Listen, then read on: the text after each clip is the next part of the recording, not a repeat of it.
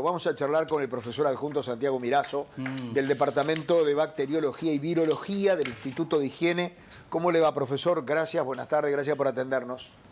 Buenas tardes, ¿cómo andan? Un gusto acompañarlos. Nosotros bien, ¿cómo lo lleva Carnaval? Bien, trabajando, Ajá. pero bien, bien, bien, bien, ¿Que bien. no hubo licencia este año? ¿O sí? Hubo en enero, ahora empezamos con el periodo de exámenes, a Ajá. programar un poco los cursos que se nos vienen en el primer semestre, que es el Bien, más cargado, cosas organizativas, pero bien. bien. ¿Qué sintió cuando hace pocas horas se enteró de que por primera vez desde el año 2020 no había habido ningún muerto por coronavirus en una semana? Primero, alegría. Es importante que el COVID deje de ser una causa de mortalidad importante en el país. Recordemos, Fernando, que el 2021 fue la principal causa de mortalidad en el país, COVID-19, una enfermedad que obviamente es prevenible. Hoy ya estamos fuera de esa crisis que fue el COVID-19. Ya a partir de fines del 2021 se empezó a visorar que la situación empezaba a cambiar, se empezaba a modificar. Hoy lo vemos como una enfermedad respiratoria más, ya no es una crisis y por suerte no está causando los niveles de mortalidad que causó en su peor momento. ¿Está bueno seguir usando tapaboca, profesor?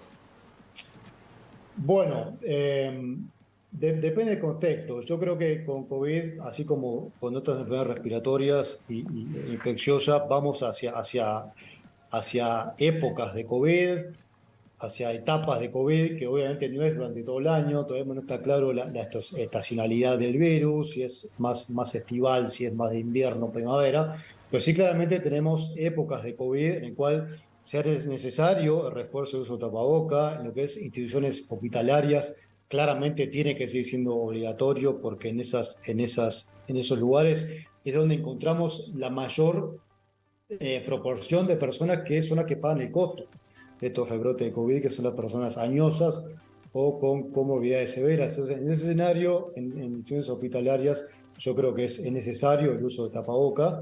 Y cuando estemos en épocas de COVID, ahí habrá que hacer cada uno la valoración personal sobre el uso de tapaboca. Habrá que considerar que los niveles de transmisión que haya en el momento de cada época de COVID, asumiendo que las vacunas son, como lo hemos visto, excelentes para prevenir casos graves, son excelentes para prevenir la muerte por COVID, aún no funcionan muy bien para evitar la transmisión. Por tanto, en caso de que convivamos con personas con comorbilidades severas o muy añosas y estando en época de COVID, se hace necesario la vuelta del tapaboca. Es decir, que nos alejamos un poco el uso de tapaboca general, pero probablemente cuando tengamos época de COVID lo vamos a precisar de vuelta. Profesor Sandra le quiere hacer una pregunta. Muy buenas tardes, profesor. ¿Cómo está usted? Recién dijo que el coronavirus, que el COVID-19 dejó de ser aquella enfermedad mortal a la cual nos enfrentamos a partir del 2020. Yo le pregunto entonces, ¿igual es conveniente que las personas se sigan vacunando y aquellos que tienen la cuarta dosis se den la quinta para seguirse protegiendo?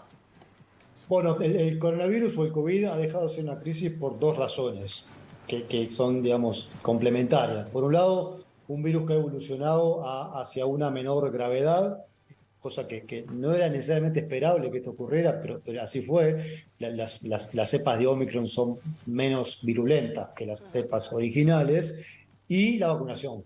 Que la vacunación es lo que mantiene esta circulación endémica del virus a niveles bajos y sobre todo que cuando tengamos rebrote de COVID no se vea un reflejo en la mortalidad, es decir, la curva que tenemos de casos ya desde hace por lo menos un año y medio no se refleja en la cantidad de fallecidos como así lo hacía durante la primera ola o aquella ola de P1 que tuvimos. Entonces la vacunación es clave, es fundamental para que logramos seguir desacoplando en cada temporada COVID esa curva de casos de la curva de mortalidad. Respecto a las dosis, hoy estamos ya aplicando quinta dosis en algunos sectores poblacionales, mayores de 60 años con comorbilidades o personas mayores de 70 en general. Probablemente vayamos a una vacunación estacional del coronavirus. Estamos ya empezando a ver algunos países que empiezan a aplicar una vacuna de segunda generación, es decir, actualizada contra las cepas dominantes que hay en el mundo. Pero claramente la vacunación sigue siendo la principal herramienta para que el coronavirus no vuelva a ser una crisis, ¿no? Y por ahí va la pregunta justamente porque cuando la gente siente que se aflojan los controles, se aflojan las cuerdas, dicen, bueno, no nos vacunamos porque la pandemia se fue, entonces vale aclarar que sí, es importantísima la vacuna, que es importante que la gente se siga vacunando para que el virus deje de circular. Muchas gracias, profesor. Por favor. Una pregunta, profesor.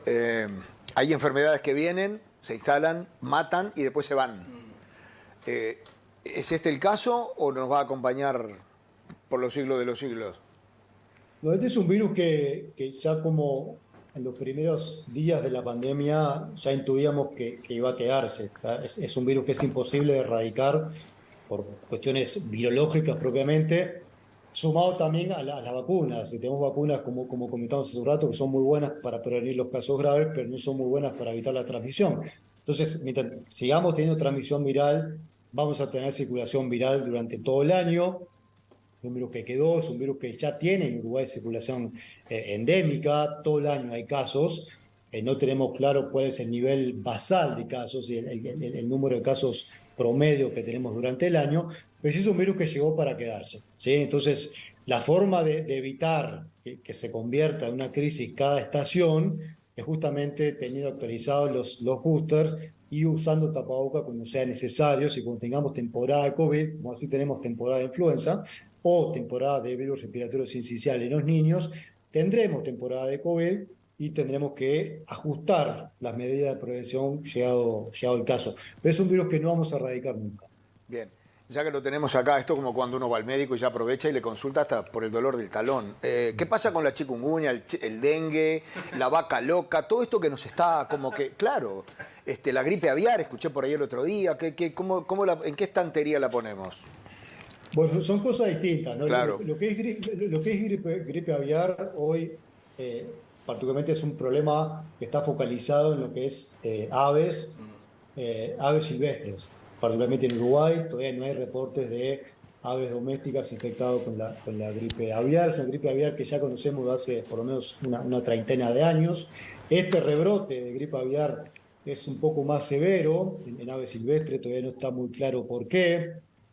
La infección desde aves hacia humanos es absolutamente anecdótica, son unos pocos casos, unos 500, 600 casos en 30 años que se han reportado de infección de gripe aviar por humanos. No es un problema hoy para la salud humana, así como tampoco lo es hoy para otros animales de producción, que se pueden infectar, pero son eventos muy escasos. Entonces, hoy la preocupación está en que este brote de gripe aviar no llegue hacia aves de producción, que ahí sí podría ser un problema económico severo.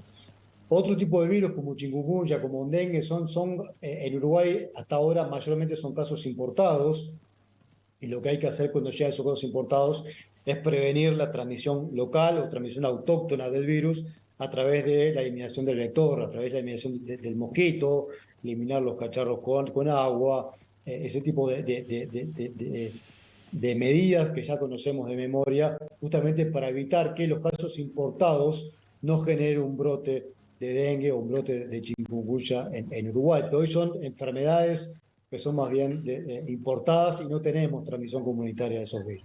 Bueno, Santiago, sí. Quería preguntar porque seas ciudadano común y corriente, seas periodista como somos cualquiera de nosotros, nos llega información, nos invade en estos últimos meses informaciones sobre la situación de las consecuencias que pueden traer las vacunas. ¿Cuál es la palabra oficial en cuanto a la situación de las vacunas? Porque uno ve informes de todo tipo, que la universidad ya critican, que no son eficaces, que al contrario tienen efectos secundarios. ¿Cuál es la palabra de la cátedra en este caso? Bueno, nosotros para hacer cualquier tipo de valoración, cualquier tipo de recomendación o sacar cualquier tipo de conclusión, nos basamos en evidencia científica. Exacto. Publicada y revisada por pares. La revisación por pares de la información o de los datos es un sistema de seguridad, es una garantía que se le da a la investigación que va a ser revisada críticamente por sus pares, que son obviamente expertos en el tema, y solo así puede ser publicada y solamente así puede ser, difundida, puesta a disposición. Claro. Exactamente. Nosotros usamos solamente ese tipo de información. Bien. El resto desde el punto de vista académico es absolutamente irrelevante.